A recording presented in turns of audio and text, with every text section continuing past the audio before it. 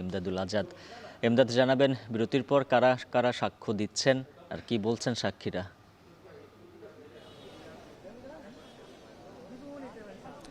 উজ্জ্বল, আজকে রামিসা হত্যাকাণ্ডের সাক্ষ্য গ্রহণের দিন ধার্য ছিল।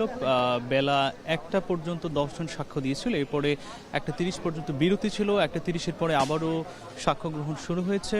এখন পর্যন্ত প্রায় 13 জন সাক্ষ্য দিয়েছেন। সবশেষ যিনি সাক্ষ্য দিলেন এই হত্যা মামলার, ধর্ষণ এবং হত্যা মামলার যিনি পল্লবী থানার জব্দ তালিকা প্রস্তুতকারী উপপরিদর্শক ইকবাল হোসেন, তিনি কি জব্দ করেছেন এবং তিনি সেখানে কি পেয়েছেন এই বিষয়গুলো তিনি আদালতে তুলে ধরেন। আদালতে তিনি একসময় এই বিষয়গুলো উত্থাপনের সময় কান্নায় আসলে ভেঙে পড়েন। তিনি যেটি বলেছিলেন যে ঘটনার দিন 11টা 45 মিনিটে 19শে মে তিনি এই পল্লবীর রামিসা যেই ফ্ল্যাটে হত্যাকাণ্ড হয় সেই ফ্ল্যাটে যান।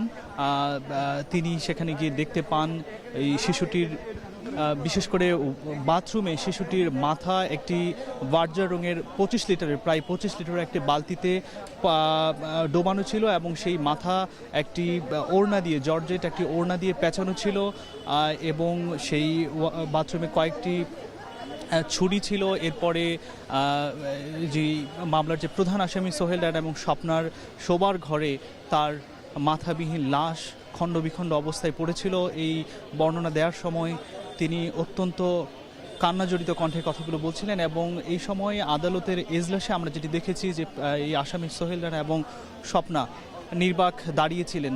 তারা কোনো কথা বলছেন না, তারা কোনো কথা বলেননি, শুধু নির্বাক দাঁড়িয়েছিলেন। এর আগে রামিসার বাবা, মা, রামিসার বড় বোন তারা সাক্ষ্য দিয়েছেন। এছাড়া রামিসার চাচি, কয়েকজন প্রত্যক্ষদর্শী তারা সাক্ষ্য দিয়েছেন। তারা প্রত্যেকেই ঘটনার ন্যায় বিচার চেয়েছেন। রামিসার বাবাও ঘটনার সাক্ষ্যতে বলেছেন তিনি ঘটনার দিন তার অফিসে ছিলেন। তার অফিস রাজধানীর কাকলি বা বনানীতে।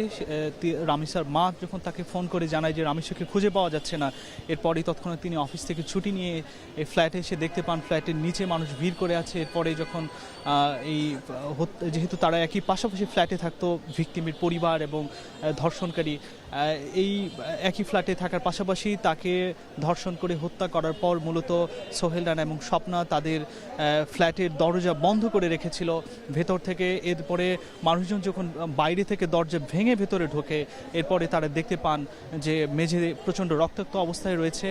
এই ঘটনাগুলো দেখার পরে রামিসার বাবা এবং মা দুজনে অজ্ঞান হয়ে পড়েন এবং পরবর্তীতে সেখানে উপস্থিত যারা প্রত্যক্ষদর্শী ছিলেন তারা 999-এ ফোন করে মূলত পুলিশকে খবর দেন। এরপরেই মূলত এই জব্দ তালিকার যিনি এসআই তিনি সেখানে গিয়ে এই সুরথাল প্রতিবেদনে সহায়তা করেন।